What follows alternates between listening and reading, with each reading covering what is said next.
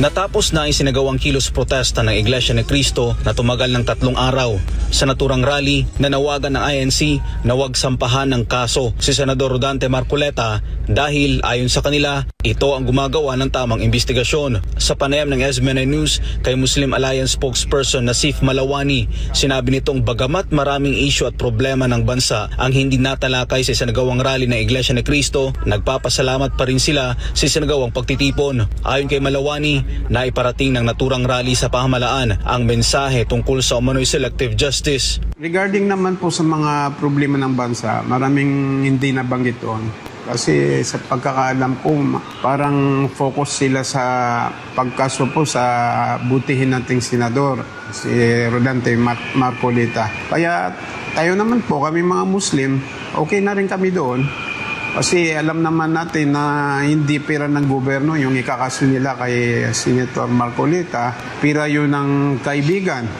Paano magiging plunder po yun? Kaya yun ang pinagpuputok ng butsi ng mga sambayan ng Pilipino. Yung pinagagawa ng gobyerno ngayon, parang selective justice po.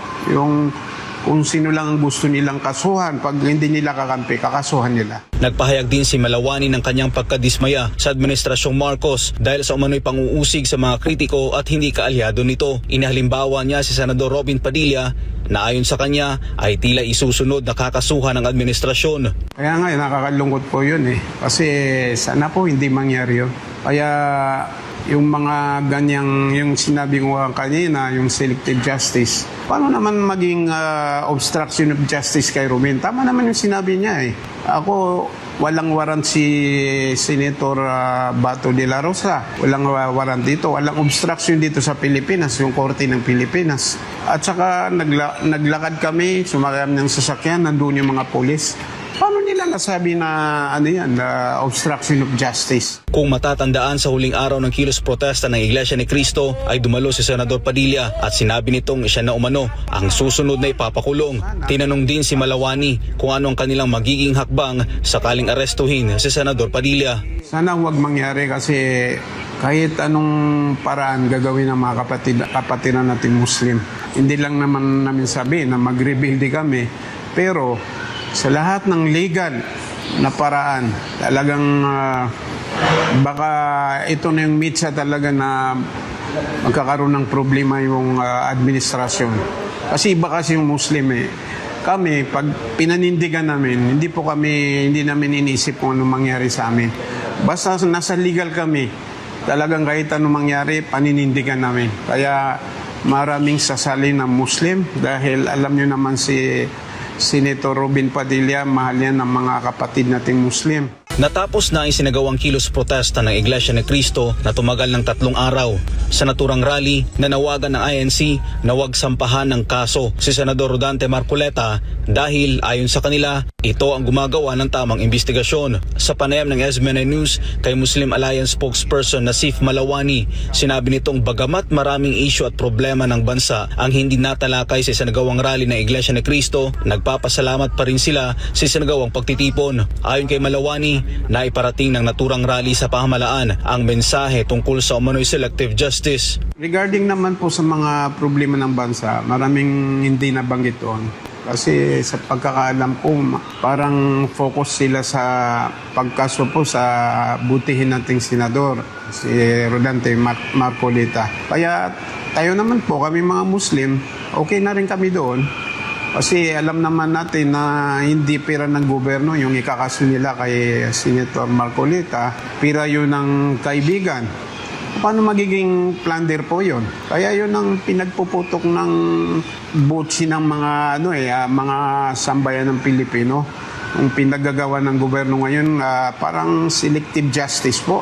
Yung kung sino lang ang gusto nilang kasuhan, pag hindi nila kakampi, kakasuhan nila. Nagpahayag din si Malawani ng kanyang pagkadismaya sa Administrasyong Marcos dahil sa umano'y pang-uusig sa mga kritiko at hindi kaalyado nito. Inahalimbawa niya si Senador Robin Padilla na ayon sa kanya ay tila isusunod na kakasuhan ng administrasyon. Kaya nga, nakakalungkot po yun eh. Kasi sana po hindi mangyari yun. Kaya yung mga ganyang, yung sinabi ko kanina, yung selective justice, paano naman maging obstruction of justice kay Ruben? Tama naman yung sinabi niya eh.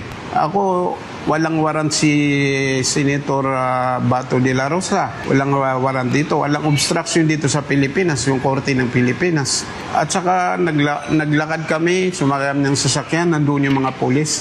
Paano nila nasabi na na obstruction of justice? Kung matatandaan, sa huling araw ng kilos protesta ng Iglesia ni Cristo ay dumalo si Senador Padilla at sinabi nitong siya na umano ang susunod na ipapakulong. Tinanong din si Malawani kung ano ang kanilang magiging hakbang sakaling arestuhin si Senador Padilla. Sana huwag mangyari kasi kahit anong paraan gagawin ng mga kapatiran natin Muslim. Hindi lang naman namin sabi na mag-rebuild kami, pero sa lahat ng legal na paraan, talagang baka ito na yung mitsa talaga na magkakaroon ng problema yung administrasyon. Kasi iba kasi yung Muslim eh. Kami, pag pinanindigan namin, hindi namin inisip kung anong mangyari sa amin. Basta nasa legal kami, talagang kahit anong mangyari, paninindigan namin. Kaya maraming sasali ng Muslim dahil alam nyo naman si Senator Robin Padilla, mahal yan ng mga kapatid nating Muslim. Natapos na ang isinagawang kilos protesta ng Iglesia ni Cristo na tumagal ng 3 araw.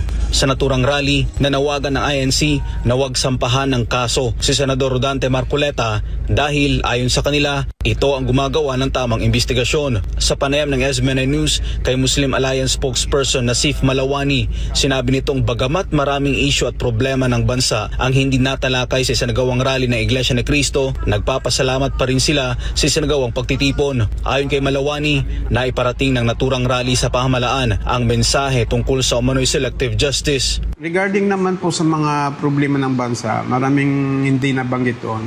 Kasi sa pagkakaalam ko, parang focus sila sa pagkaso po sa butihin nating senador, si Rodante Marcoleta. Kaya tayo naman po, kami mga Muslim, okay na rin kami doon. Kasi alam naman natin na hindi pira ng gobyerno yung ikakaso nila kay Senator Marcoleta, pira yun ng kaibigan. Paano magiging plunder po yun? Kaya yun ang pinagpuputok ng butsi ng mga mga sambayan ng Pilipino. Yung pinaggagawa ng gobyerno ngayon, parang selective justice po. Yung kung sino lang ang gusto nilang kasuhan, pag hindi nila kakampi, kakasuhan nila. Nagpahayag din si Malawani ng kanyang pagkadismaya sa Administrasyong Marcos dahil sa umano'y panguusig sa mga kritiko at hindi kaalyado nito. Inahalimbawa niya si Senador Robin Padilla na ayon sa kanya ay tila isusunod na kakasuhan ng administrasyon. Kaya nga, nakakalungkot po yun eh. Kasi sana po hindi mangyari yun. Kaya yung mga ganyang, yung sinabi ko kanina, yung selective justice, paano naman maging obstruction of justice kay Ruben? Tama naman yung sinabi niya eh. Ako, walang warrant si Senator Bato de la Rosa. Walang warrant dito. Walang obstruction dito sa Pilipinas, yung korte ng Pilipinas. At saka naglakad kami, sumakay ng sasakyan, nandun yung mga pulis. Paano nila nasabi na obstruction of justice? Kung matatandaan, sa huling araw ng kilos protesta ng Iglesia ni Cristo ay dumalo si Senador Padilla at sinabi nitong siya na umano ang susunod na ipapakulong. Tinanong din si Malawani kung ano ang kanilang magiging hakbang sakaling arestuhin si Senador Padilla. Sana huwag mangyari kasi kahit anong paraan gagawin ng mga kapatiran natin Muslim. Hindi lang naman namin sabi na mag-rebuild kami, pero sa lahat ng legal na paraan, talagang baka ito na yung mitsa talaga na magkakaroon ng problema yung administrasyon. Kasi iba kasi yung Muslim eh. Kami, pag pinanindigan namin, hindi namin inisip kung anong mangyari sa amin. Basta nasa legal kami, talagang kahit anong mangyari, paninindigan namin. Kaya maraming sasali ng Muslim dahil alam nyo naman si Senator Robin Padilla, mahal yan ng mga kapatid nating Muslim.